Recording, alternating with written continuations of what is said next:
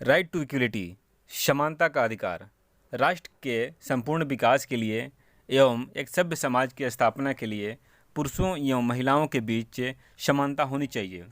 पुरुषों के साथ साथ महिलाओं को भी गरिमापूर्ण ज़िंदगी जीने का अधिकार है। उन्हें भी गरिमापूर्ण ज़िंदगी जीने की आज़ादी मिलनी चाहिए। पुरुष प्रधान समाज में वर्षों तक महिलाओं को भिन्न भिन्न यातनाएं झेलनी पड़ी। महिलाओं का कोई वजूद नहीं था। एक प्रथा ऐसा था जिसमें पति के मरने पर पत्नी को पति के साथ साथ चीते पर जलना पड़ता था, जिसे सती प्रथा का नाम दिया गया, जो हमारे समाज का कलंक था, सोशल स्टिग्मा था, जिसका उन्मूलन हमारे स्वतंत्रता सेनानी राजा राम मोहन राय द्वारा वर्षों संघर्ष के बाद किया गया। इसी तरह और भी कुप्रथाएं थी जिसकी वजह से महिलाओं को प्रताड़ना एवं शोषण का शिकार होना पड़ता था।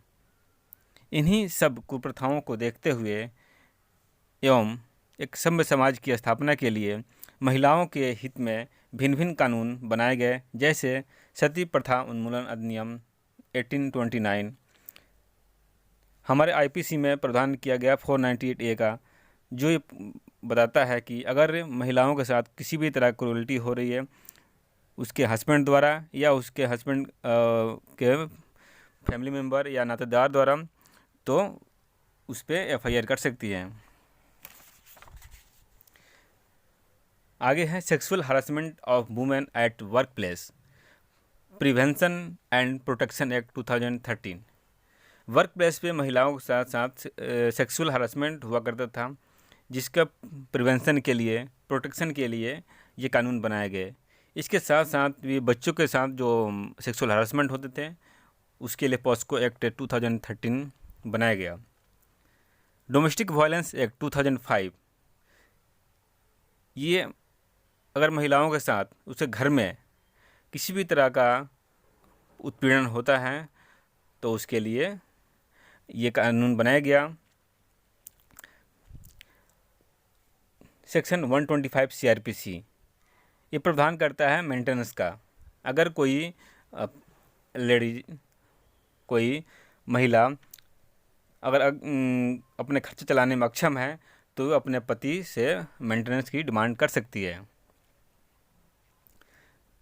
डॉरी प्रोविजन एक्ट 1961, ये डॉरी जो डिमांड करता है या डॉरी देता है, इसके लिए कानून बनाया गया। डॉरी देना और डॉरी डिमांड करना दोनों अपराध है। बहुत सारे कानून बनाए गए महिलाओं को प्रोटेक्शन के लिए, लेकिन विगत कुछ वर्षों में महिलाएं इन सारे कानूनों का प्रयोग एक हथियार के रूप में कर रही है, इसका मिसयूज कर रही है। इससे इन सारे कानूनों का प्रयोग ये एक वेपन के रूप में कर रही है। फाइट अगेंस्ट हर हस्बैंड के खिलाफ लड़ाई लड़ने में कर रही है। उनको जेल पहुंचाने के लिए या किसी भी पुरुष को जेल पहुंचाने के लिए किसी भी किसी भी तरह का झूठे आरोप लगाकर उसे जेल पहुंचाने की धमकी देती है और पैसे एक्सटॉर्ट करती है। तो चलिए आगे मैं इन पुरुषों के दर्द को एक मार्मिक कृति के माध्यम से, कविता के माध्यम से व्यक्त करने जा रहा हूँ, तो आप ध्यानपूर्वक सुनिए। दहेज के मुकदमे के कारण पुरुष के दर्द से ओतप्रोत एक मार्मिक कृति। मैंने दहेज नहीं मांगा, मैंने दहेज नहीं मांगा, साहब मैं थाने नहीं आऊँगा, आपने इस घर से कहीं नहीं जाऊँगा, अपने इस घर से कहीं नहीं जाऊँगा। माना पत्नी से थोड़ा मनमुटाव था, सोच में अंतर और विचारों में खिंचाव था, पर यकीन मानिए साहब मैंने दहेज नहीं मांगा। मानता हूँ कानून आज पत्नी के पास है, महिलाओं का समाज में हो रहा विकास है। चाहत मेरी भी बस ये थी कि माँ बाप का सम्मान हो, उन्हें भी समझे माता पिता, न कभी उनका अपमान हो। पर अब क्या फ़ायदा जब टूट ही गया हर रिश्ते का धागा। यकीन मानिए साहब मैंने दहेज नहीं मांगा।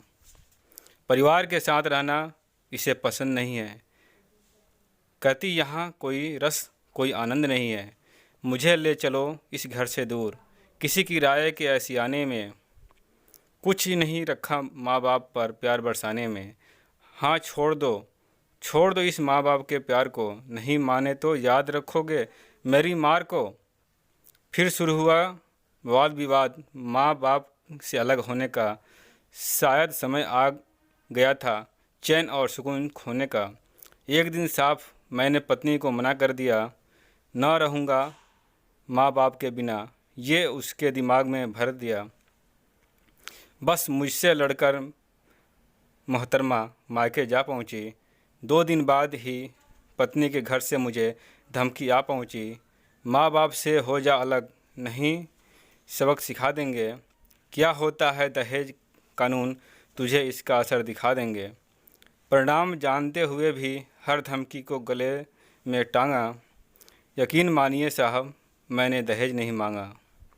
जो कहा था बीवी ने आखिरकार वो कर दिखाया। झगड़ा किसी और बात पर था पर उसने दहेज का नाटक रचाया। बस पुलिस थाने से एक दिन मुझे फ़ोन आया, क्यों वे पत्नी से दहेज मांगता है, ये कह के मुझे धमकाया। माता पिता भाई बहन जीजा साल सभी के रिपोर्ट में नाम थे। घर में सब हैरान सब परेशान थे। अब अकेले बैठकर सोचता हूँ वो क्यों ज़िंदगी में आई थी। मैंने भी तो उसके प्रति हर जिम्मेदारी निभाई थी। आखिरकार तमका मिला हमें दहेज लोभी होने का। कोई फ़ायदा ना हुआ मीठे मीठे सपने सजोने का। बुलाने पर थाने आया हूँ, छुपकर नहीं कहीं नहीं भागा, लेकिन यकीन मानिए साहब मैंने दहेज नहीं मांगा। तो फ्रेंड्स ये छोटी सी कविता थी। अगर आप इस चैनल पर नए हैं तो चैनल को सब्सक्राइब कर लें, बेल आइकन प्रेस कर लें ताकि इस तरह का वीडियो का नोटिफिकेशन टाइम टू टाइम आपको मिलता रहे। वीडियो अच्छी लगी हो तो लाइक और शेयर अवश्य करें। फ्रेंड्स लीगल से संबंधित में और ज़्यादा जानकारी के लिए मेरा फुल्ली लीगल चैनल अवश्य सब्सक्राइब करें, जिसका लिंक आपको कमेंट्स इस वीडियो के डिस्क्रिप्शन में मिल जाएगा। तो आज के लिए इतना ही। That's all for today. Thank you.